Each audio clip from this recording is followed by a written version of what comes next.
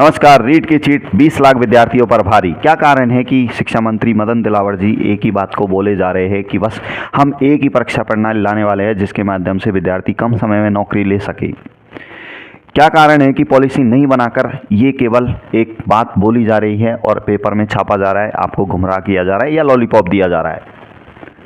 तो क्या होने वाला है, क्या पैटर्न रहने वाला है, क्या सिलेबस रहने वाला है, क्या विद्यार्थियों के कमेंट से आपके बीच में लाने वाला हूं उन सभी सवालों को। सबसे बड़ा सवाल है साथियों कि एक परीक्षा होगी तो सिलेबस क्या रहने वाला है।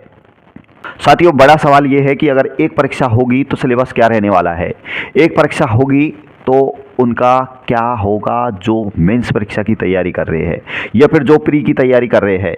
अगर एक ही परीक्षा होगी तो साथियों अदर स्टेट वालों को बहुत बड़ा फायदा होने वाला है।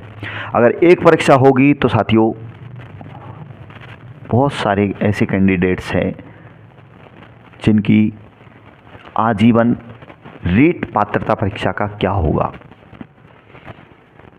बड़ा सवाल यह है साथियों कि एक ही परीक्षा करवाना वो चाहते हैं जिनके रीट प्री में अच्छे मार्क्स नहीं है।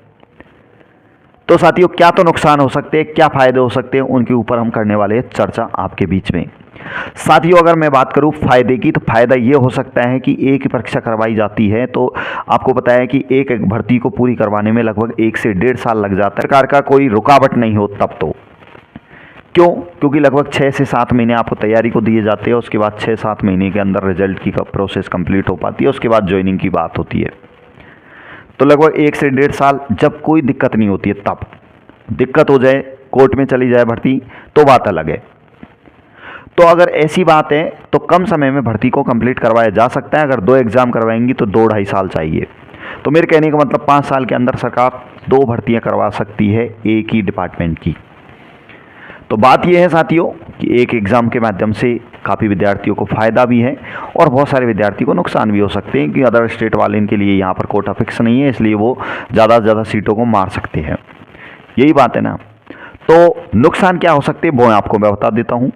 नुकसान एक तो ये हो सकता है कि साथियों अगर आप एक ही पेपर करवाते हो तो ऐसे बहुत सारे आपने देखे होंगे कि घपले करने वाले लोगों को पकड़ा जा रहा है दिनों दिन, लेकिन फिर भी घपले करने वाले नहीं मानते, नहीं रुकते। एक एग्ज़ाम को आसानी से जो है पेपर को लिया जा सकता है, ख़रीदा जा सकता है। 2 एग्ज़ाम अगर होती है तो 2 पेपरों को ख़रीदना मुश्किल काम होता है। तो एक बड़ा नुकसान तो ये हो सकता है कि पेपर एक होता है तो आसानी से पेपर इधर उधर हो सकता है। दूसरा बड़ा नुकसान अदर स्टेट वालों का है। अदर स्टेट वाले एक ही परीक्षा के माध्यम से जो है कई पदों को छीन सकते हैं आपसे। अगला ये है कि साथियों अगर एक परीक्षा करवाते हैं तो क्या रेशो रखा जाएगा, क्या स्नातक का 30% या फिर थ्योरी का आपकी जो एग्ज़ाम होगी रिटन वाली उसका 70% रखा जाएगा।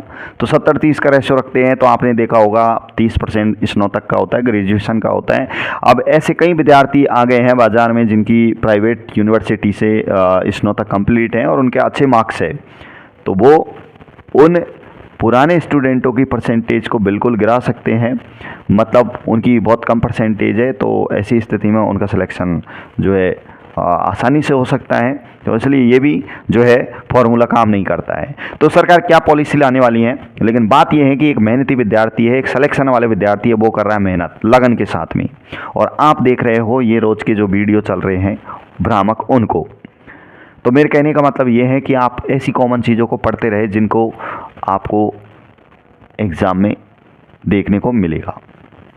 साइंस वाले विद्यार्थियों के साथ में बड़ी समस्या ये है कि पहले जो एग्ज़ाम पैटर्न था उसमें साइंस का ही रोल था, राजस्थान जीके का रोल नहीं था।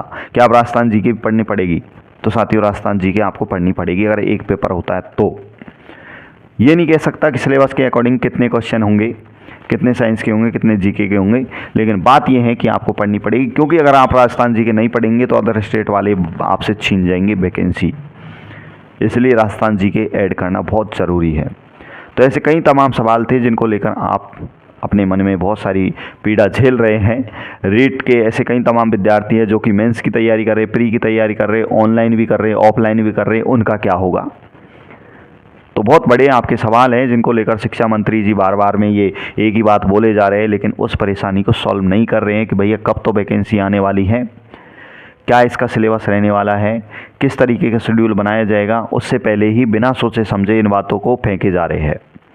एक आम विद्यार्थी की सहन शक्ति इतनी होती है कि वो चीज़ों को ठीक से नहीं समझ पाता है और डिस्टर्ब हो जाता है माइंडली।